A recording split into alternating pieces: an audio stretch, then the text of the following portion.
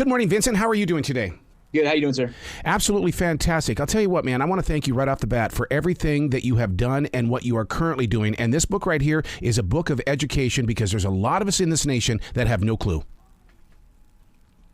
Thank you so much for that.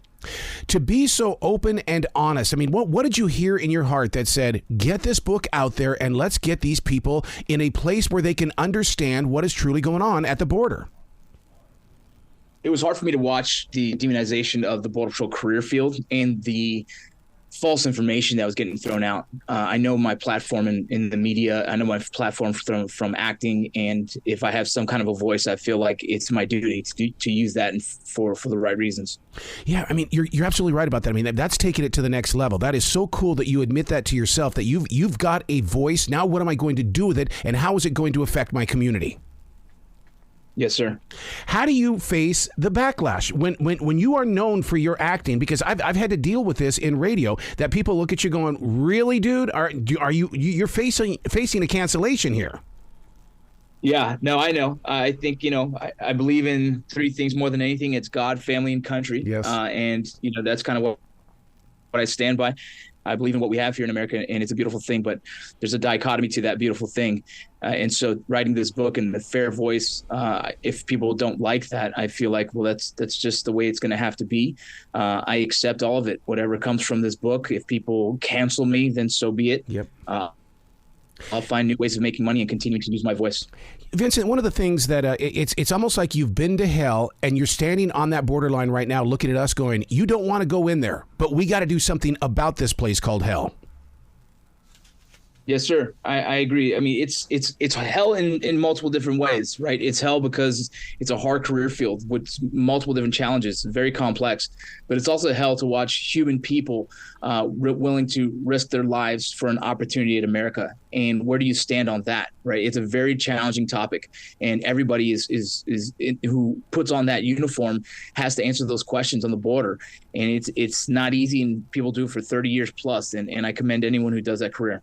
A man once said to me, what would have happened if your German-born grandparents weren't allowed in the United States? And that makes me open up my eyes as to what's going on here, because what happens if my German-born grandparents wouldn't have been allowed to come here?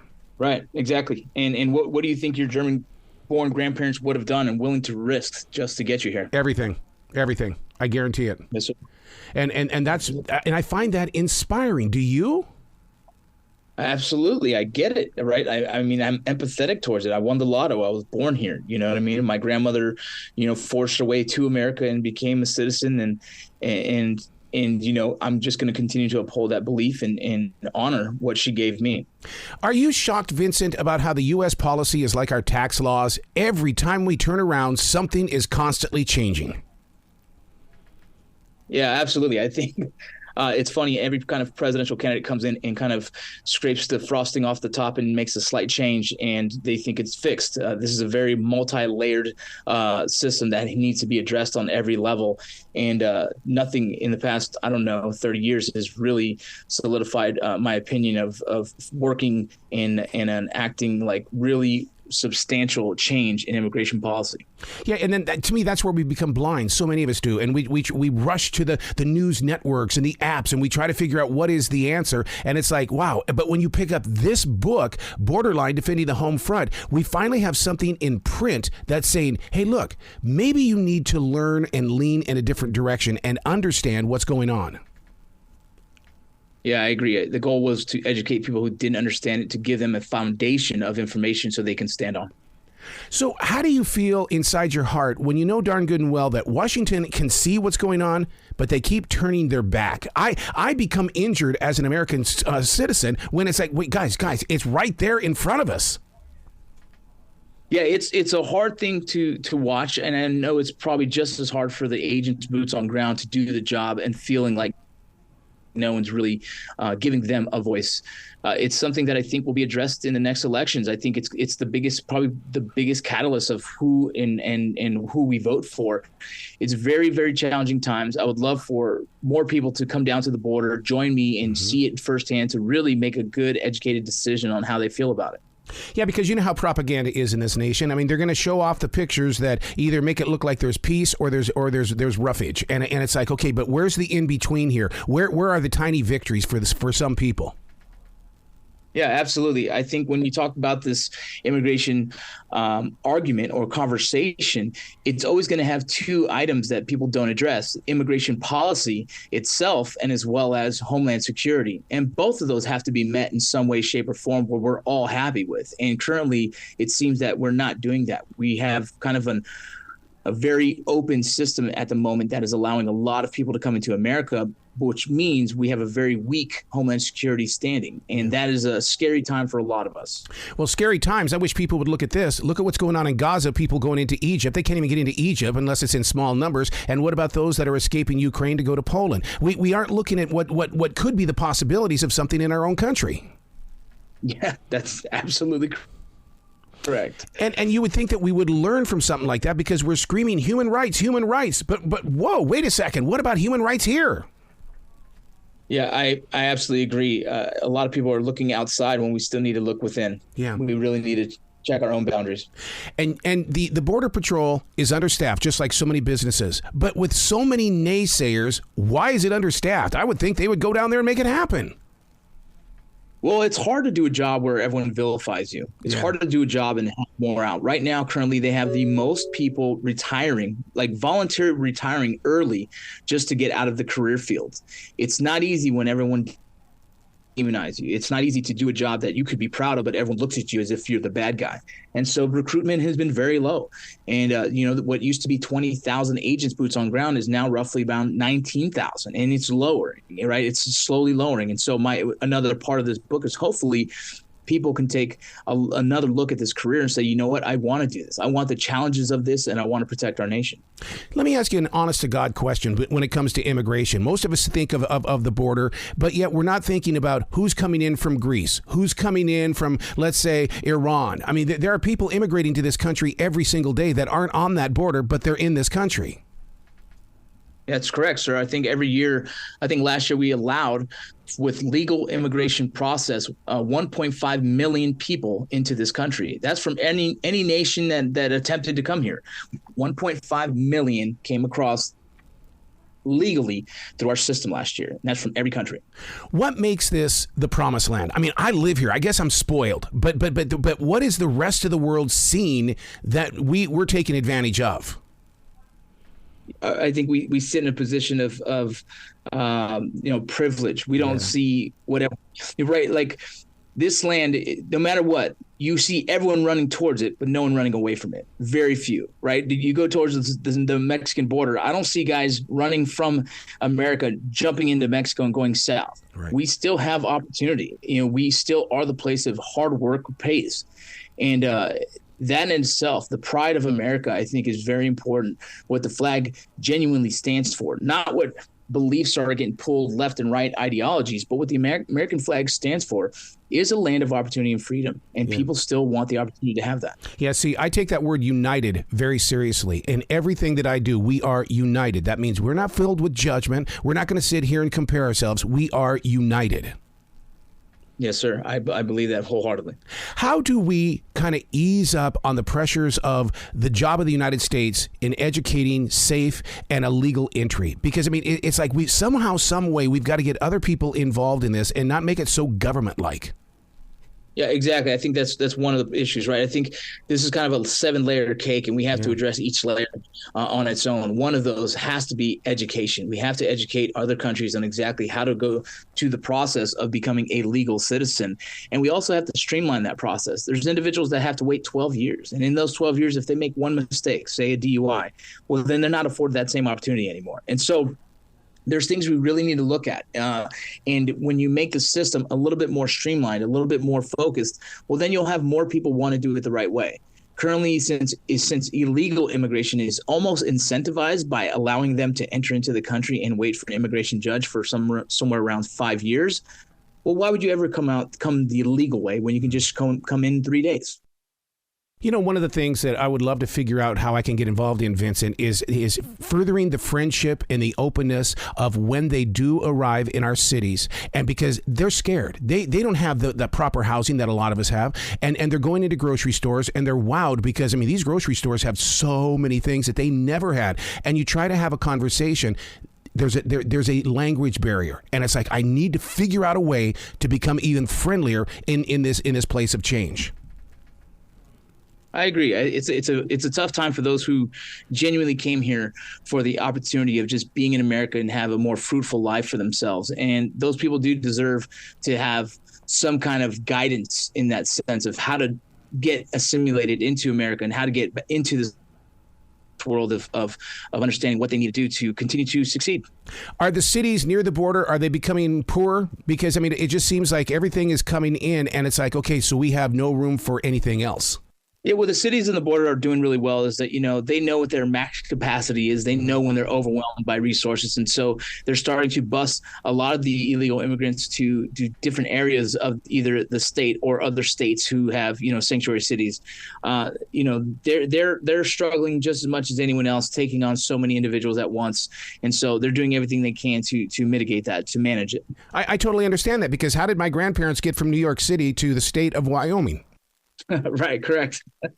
Somebody had to send them out there, and they had to have guidance, and somebody had to show them the way. In fact, one of the greatest things that I ever had was that my grandfather brought a metal bed from Germany with them, and I thought, what in God's name would you do that for? Something so heavy? And he said, "Guy, that was where my wife and I fell in love," and he would not let go of that bed. Yeah, I mean, I get it. My grandmother still has stuff. My mom still has stuff that my grandmother has. What are you learning? Because, I mean, you are the forever student in this. And as you get stronger with your confidence and courage and being a voice, oh, my God, I just can't imagine what it's like to be the student. You know, I'm heavy into this. I'm writing another book at this time about really, really breaking down immigration policies and what works and what happens in other countries. And so it's a very fascinating subject that's so complex, but I enjoy really trying to get down to the root of how we can make this successful. How do we not lose our country's identity, but how do we still welcome many different cultures and everybody? How do we stay a united front? You know, you just painted the picture of Harold and Kumar for me, where he went to Washington and he became an ambassador. I mean, dude, you are becoming that voice in the way of, I need you on my cabinet. I'm doing the best I can. Yeah, but that's the thing about it is that you have activation. That's the thing. There's a lot of us on, you know, sitting here with like armchair quarterbacks, and we're trying to predict the moves and make the moves, but you're physically involved in the movement. Yeah, I think, you know, I've just had a very experienced career in many different areas, especially in the military and law enforcement. With my special operations background, I've seen other countries. I've learned other languages so I can do the work, and it's no different than what I'm doing here with the Border Patrol. And now that I'm not a Border Patrol agent, I have the freedom of movement when it comes to communication and messaging. And I know the power of messaging through the media and through television. And so I'm going to continue to do my best to be an advocate for good immigration and kind of keeping this country exactly what everyone runs to, the land of opportunity. To be a part of that special team, you envision it, you practice it, you go through every single movement to make sure that you are physically and mentally prepared for it. Was it what you prepared for, or was it the nightmare even bigger than what you could ever imagine? If you're talking regarding in the book, the book, I'm terrified. Yeah. I've been getting hate mail. I've been getting death threats. You know, there's people that are so emotionally attached to this conversation, but have very little information of the truth. And they're swayed by, you know, these narratives that are unfair. And so I'm speaking from the truth in this book, and I'm getting a lot of hate that I guess I expected, but it's a little frustrating, and it's something I didn't know I was going to have to manage. Yeah. And you speak openly about the experience of not being successful with saving someone. I would have to have at least 3 or 4 days to just go sit by a tree or a rock and deal with it. I mean, how did you just keep pushing forward? I think I didn't deal with a lot of my trauma for many years, and I used alcohol to cover that up. No. I've been sober for 4.5 years, and I've been deep down the path of wellness. And, I am now realizing how much I just held and I just kind of shoved away deep away. And I know how much that affected me. And I am also part of a program for the Border Patrol that helps in the resiliency side of things and teaching them how to find different modalities of healing and being able to debrief stress. Yeah. Did you have to go through an editing process with the U.S. government, though, in order to put this book together? Because so many military people have got to go through that system. No, one, because nothing that I mentioned was any kind of classified situation. And two, I'm not an employee of the federal government at the current moment. So everything was just I can do whatever I want and say what I want. I do have a background from special operations, so I understand what OPSEC means and operational security. And so I was very I knew what I could put and what I shouldn't put. And so I just stayed in that same mentality. Wow. Were you journaling? Because I'm a big journal writer. I've been doing it for 29 years. I mean, I have to get my thoughts onto a page so I can deal with the moment. Yeah, it's something I've been doing for many years as well. I've been doing it since I've been in Iraq and Afghanistan, and my writing's only gotten better and better as I continue to do it. I've found it to be a very therapeutic response to life, and I continue to do it. And that's why when I chose to write the book, it wasn't hard. I just kind of rekindled my life in a chronological order. How did you find that writing voice? Because so many people, they've got a lot to say, but to put it on a page, all of a sudden the perfectionist steps out and says, nah, that's not the way you sound. We're not going to go that direction. So how did you find your writing voice? I don't know if I ever found it. I just write. Yeah. And I've been very fortunate that my writing shows my heart. And that's what was most important to me, that people see the real side of and the intention of what I'm trying to do.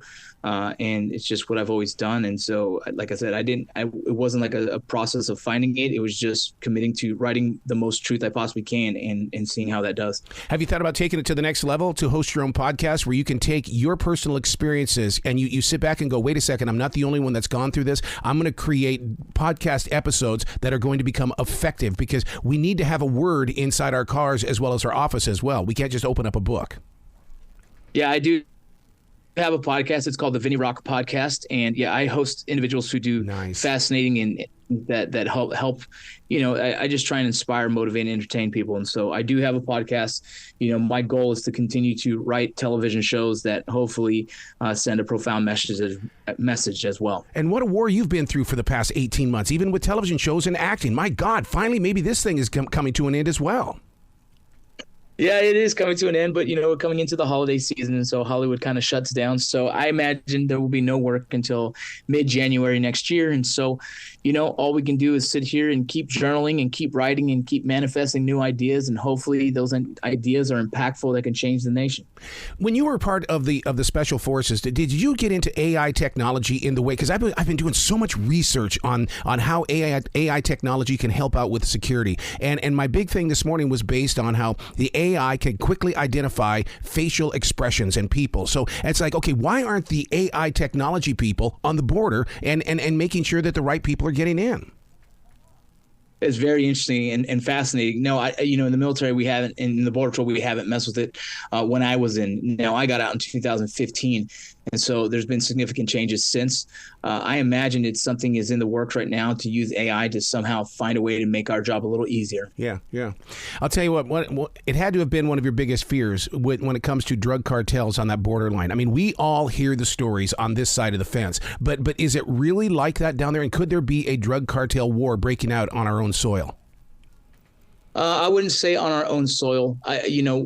The fascinating thing about the cartel is they're very smart of not causing too many ripple effects on our side of the border. There is known cartel members here in our side of the country, but they try and keep their chaos to their own little world, so it doesn't stir up too much on our side. It's a very interesting, complex relationship. I find it to be fascinating. But was I scared? No. Part of me, being a guy that goes to the combat, went to the military, special ops, blah, blah, blah, I kind of welcome the craziest firefight in the world, and it just never happened on my time. And so, you're always prepared for those. I was going to say, what's really interesting about this, Vincent, is the fact that, we're talking about how they, the borderline and things like that. But if Americans really sat down and really looked at the history of this nation and how Mexico used to stretch up into the United States, and the spiritual speaking on this is based on what if they're being called home? What they're trying to get back to where their family was maybe 300-400 years ago. Yeah, it's an interesting topic, and that's one of those ones that it's no different than the conversation that happens right now with Israel and Gaza and who's supposed to be there and whose land is it, and it's a very, it can get that complex, but the situation is right now, currently, we have our boundaries, we have our borders as America, and we have our laws, and we're going to continue to maintain those laws. Yeah, because I think the only time that I've ever heard of anybody American running into Mexico was the way that they drove the Native Americans into Mexico. And it's like, okay, well, how come we're not talking about that? Let's get everybody back home. Again, that's one of those interesting kind of like stories of history. I think you can go back many years and say someone originated somewhere as well. You want to push everyone out of America now? What's the right answer for that? Yeah. I think the only thing we can do is move forward from what we have now and say, okay, how do we make this right? How do we fix this? Or how do we make it better? Yeah. Where can people go to find out more about you and to participate with your word growing forward? Yeah, you can find me at any social media platform. I'm Vincent Rocco Vargas, and my podcast is called Vinny Rock Podcast. I welcome any dialogue, any conversation. I enjoy it. You guys, if you message me, I will reply. I love it, man. Please come back to this show anytime in the future. Absolutely. Thank you so much, well, sir. You be brilliant today, okay? Yes, sir.